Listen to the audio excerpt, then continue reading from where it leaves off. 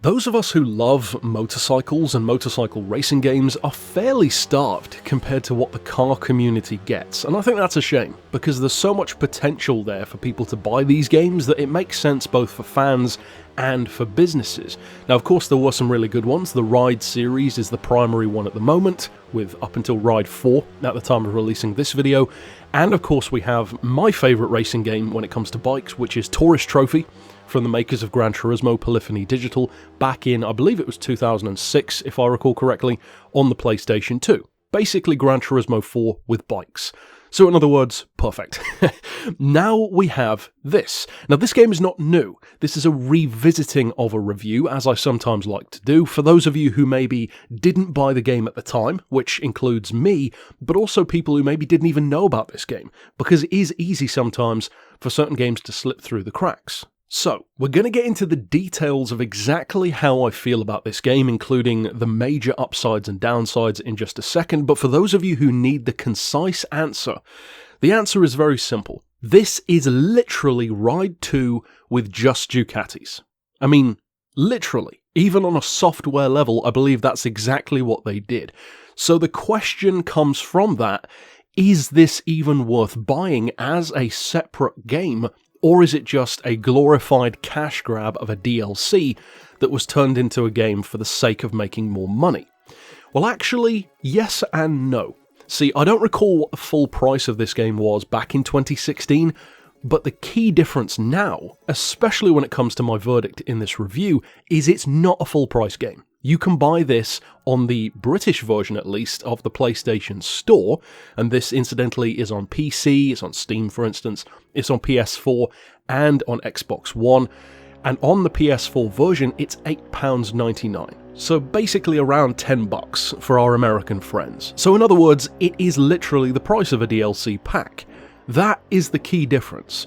See, I believe back when this first came out, if this was a full price game, which I believe it was at the time, then my verdict would be absolutely do not buy this, it was 100% a cash grab.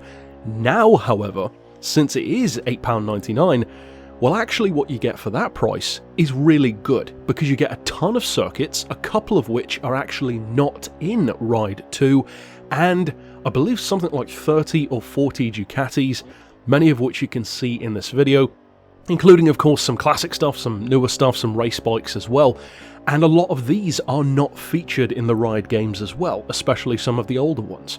So even though back in 2016 this was 100% a cash grab and that's all there is to it, now I would actually say this game is definitely worth your attention. And the reason why is because this is a very good example of a manufacturer-specific game. And I think the key reason why that is the case is because it wasn't designed to be. Because this was an offshoot of a much better game, Ride 2, which is my favourite game of the Ride series, incidentally, that means that this game benefits from all of that tech and physics and graphics at the time that game had. Whereas most manufacturer-specific games like Ferrari Challenge, Lotus Challenge, Porsche Challenge, I don't know why they always call it Challenge, probably because the games are fairly bad in terms of physics, but they always feel cheap and way underdeveloped, in my opinion at least.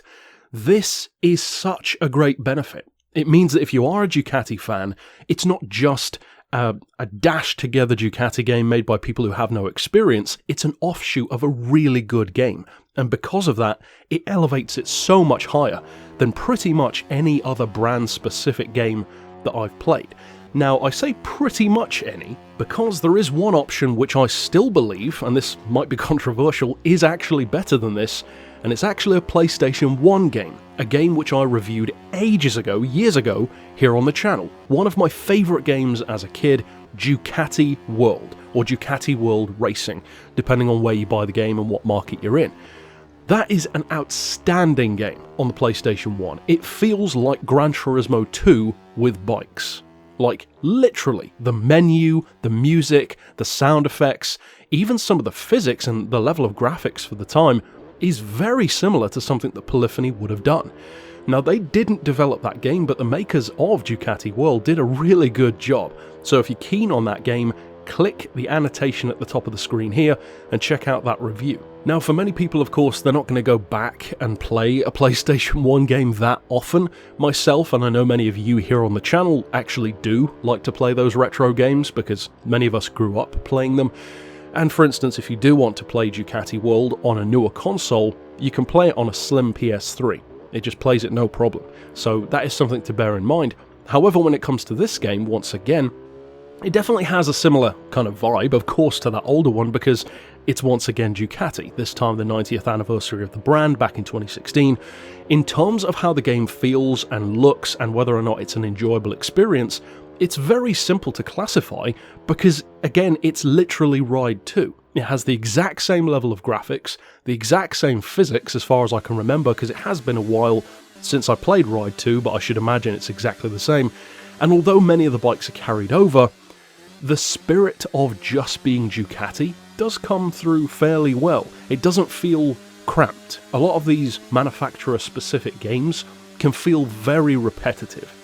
Now, with that being said, the bike list is not repetitive, however some of the events are not what you'd hope they would be, and this is definitely one aspect in which the game very much feels like DLC, because the career mode is very small. Now technically it would take you probably, I don't know, a week if you played it at a reasonable amount of time every day to complete all of the events. However, you could quite easily, because I actually did this, progress from the lowest tier of the career mode to the highest tier, which is actually done in decades, from classics all the way up to modern GP bikes. You can do that in a day, easily, because all you have to do is get a certain amount of victories in each category before you can move on. You don't have to do all of the races to move up a tier. And I feel that in that regard, they kind of miscalibrated the game a little bit, because they could have made it feel a lot more investing if they'd have made just that level of requirement to move up just a little bit harder. You know, get a few more trophies than they actually required. It's almost like they weren't really trying to hide the fact that the career mode is way too small. Now, with that being said, most people would probably find it too repetitive to just be using Ducatis all the time, but that kind of goes back to my point that this is very much a game for fans. Myself, for instance, I'm not a massive fan of Ducati. I like them a lot, but they're not one of my favourite brands.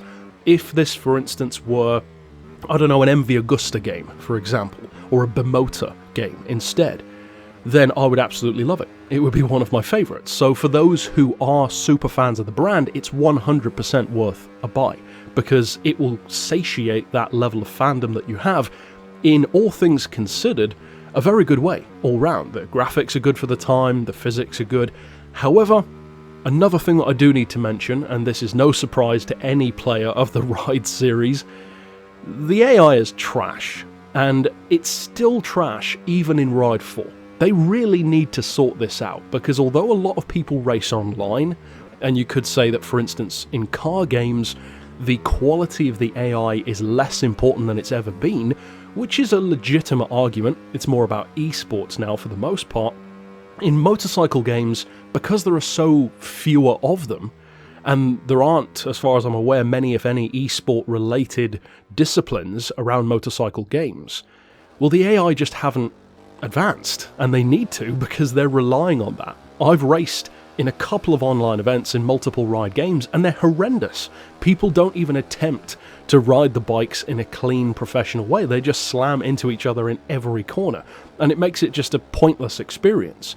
However, if that's going to be the case, you need good AI to make up for that, and unfortunately, the difficulty settings in particular in Ride games, and they've done this better in the recent ones, but it's still an issue, it varies wildly. The game goes from being way too easy to ridiculously difficult. Now, I'm seasoned with these games, and the time trial events in Ride 2 and this Ducati game as well are just ridiculous. I mean, it goes from being stupidly easy to win races to then have a time trial where it feels like you need a way better bike than you actually do because you're like 5 seconds off the gold time. Now again, it doesn't matter as much because you can still progress through the career, but it's an issue, and I think it will annoy people sometimes. Plus the AI itself has this nasty habit of just kind of ploughing into you. some of the time. Now, it's not as bad as some older games, but again, if you do have any frustration with this game, or with any of the ride games, chances are that frustration will be AI related. So overall, for Ducati 90th anniversary, in my case on the PS4, but potentially on the Xbox or the PC as well, I would say that this game has completely changed parameters now compared to when it was released. I did not buy this game at release. In fact, I bought it a couple of weeks ago to do this review, and I'm glad that I did, because for that price, it's a way better game. Because if you think of it this way, if this were a full price game, it's a very small, very narrow, very underwhelming, I would say bad experience.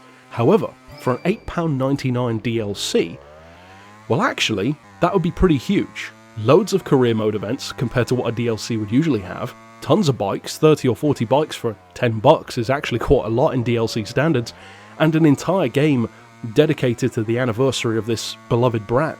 So if you are a motorcycle fan, maybe even not just a Ducati fan, but you love motorbikes, you love bike racing games, and you're just starved for playing new ones, then by all means try and pick this one up. It's not that expensive, and at the very least you'll have maybe a weekend's worth of fun out of it, which, if you think of it that way, is about the same as what you'd get out of most DLC packs. So I would recommend giving it a look, just don't set your expectations crazy high.